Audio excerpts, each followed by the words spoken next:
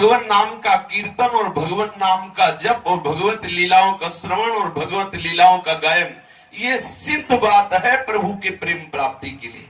स्वयं नाम जप करे, स्वयं नाम कीर्तन करे, स्वयं भगवत कथा सुनावे। कोई श्रोता ना हो तो ठाकुर जी सबसे बड़े श्रोता हैं। ठाकुर जी को विराजमान करके ठाकुर जी की कथा ठाकुर जी को सुनावे, बहुत प्रसन्न होते हैं। अपने मुख से प्रभु की चर्चा सुनावे, श्रवण करे, नाम कीर्तन करे, नाम जप करे। यदि हमारे हृदय में इन चार के प्रति आस्था नहीं है तो आप विश्वास मान लो, आप ज्ञान ध्यान योग से चाहे जितनी ऊंचाई पर चढ़े, माया आपको निश्चित गिरा देगी, पक्का। और गिरते हुए देखा गया, शास्त्र इस बात का साक्षी है। ऐसे ऐसे तपस्वी हुए हैं जिन्होंने अपने तप के प्रभाव से नई सृष्टि की रचना, नए स्वर्ग का निर्माण शुरू कर दिया, लेकिन एक अप्सरा ने मुस्कुरा करके सारी साधना चौपट कर दी। कितने ऐसे उदाहरण आते हैं, साक्षात वेद उनके हृदय में स्फुरित हो रहे और एक माया के आकर्षण सब भुलवा के रख दिया। कुछ नहीं आता, केवल इतना आता है, हे हरि आप हमारे हैं, मैं आपका हूं, कृष्ण कृष्ण कृष्ण, राधा राधा राधा राधा। कोई त्रिभुवन में ऐसी सामर्थ्यशाली शक्ति नहीं जो नाम जापक को भ्रष्ट कर सके। आप देख लो, बड़े बड़े तो गिरते नजर आए हैं, लेकिन छोटों को कोई हवा भी गर्म नहीं लगी, ऐसा देखा गया, इतिहास साक्षी देख लो।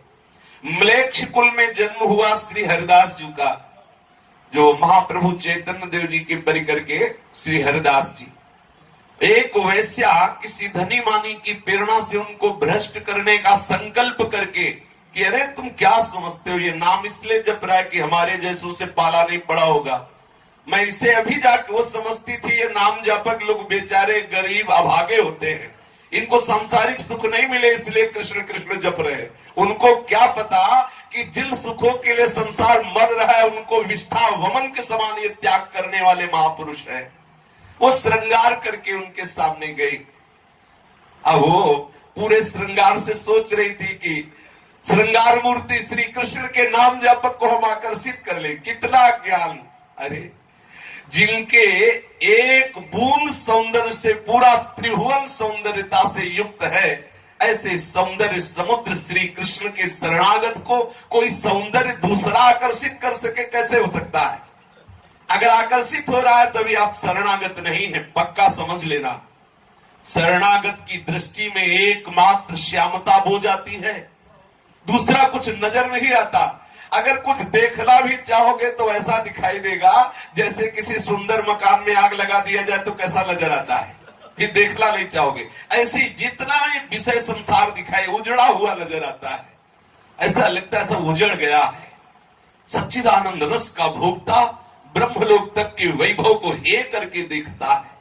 अगर श्री कृष्ण चरणारविंद के आप आश्रित हैं, कृष्ण नाम जापक है और आपको कोई भोग अच्छा लग रहा है, कैसी बात कर रहे हैं? कैसे, ऐसा कैसे हो सकता है? प्रारंभिक दशा में तो मानते हैं, लेकिन जहां शरणागत गति उतरी, जहां नाम जब प्रारंभ, वहां भोग। वो वैश्या बैठी रही। श्री परम भक्त श्री हरिदास जी ने इशारा किया कि नाम पूरा हो जाएगा फिर बात करेंगे। अब वहां 1000-2000 नाम थोड़ी है, वहां तो लाखों की संख्या में नाम चलना है। अब वो बैठी है, वहां धुन बंधी हुई है। आहा, कितना सौभाग्य इस वैश्या का कि ऐसे परम पावन भक्त के सामने बैठने को मिला। देखो हरि कितने कृपालु है।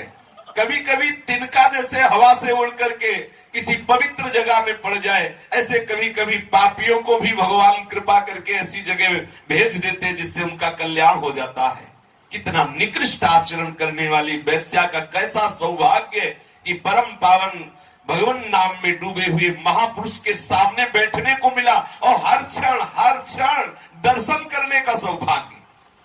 अब हरिदास जी के हृदय में नाम की कृपा से ऐसी द्रवण क्रिया हो रही थी, रोम रोम खड़ा था, कभी कभी अश्रु बहने लगते और बस नाम उच्चारण कर रहे थे।